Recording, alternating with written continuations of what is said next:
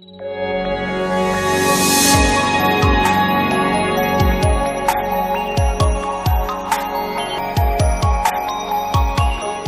ស្តីបងប្អូនអរគ្នានៅក្នុងពេលនេះខ្ញុំបាទនឹងណែនាំលោកអ្នកអំពីរបៀបតម្លើងនិងប្រើប្រាស់ Digital Box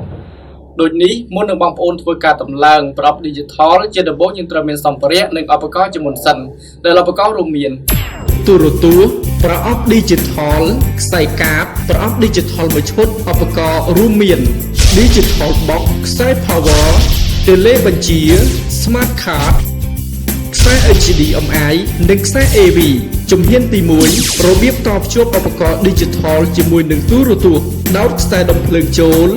ដាក់កាតចូលទៅក្នុងប្រអប់ Digital បន្ទាប់មកតភ្ជាប់ខ្សែកាបចូលក្នុងប្រអប់ Digital ដើម្បីទទួលបានសេវាតភ្ជាប់ខ្សែវីដេអូទៅប្រអប់ Digital និងក្បាល HDMI ឬ AV នៃទូរទស្សន៍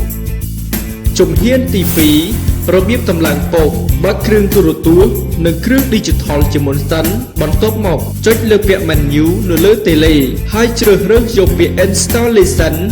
រួចចុច OK ហើយវាលេខកូដចូល04ដងហើយចុច OK រួចជ្រើសរើសយកពាក្យ Auto Search បន្ទាប់មកជ្រើសរើសយកពាក្យ Yes រួចចុច OK ជាការស្រេចសូមធ្វើការរងចាំប្រហែល10នាទីនោះម៉ាស៊ីននឹងដំណើរការដោយស្វ័យប្រវត្តិស្ថានីយទូរទស្សន៍ខ្សែកាបអង្គរសូមថ្លែងអំណរគុណចំពោះអតិថិជនដែលមានការគាំទ្រលើសេវាកម្មរបស់ទូរទស្សន៍ខ្សែកាបអង្គរ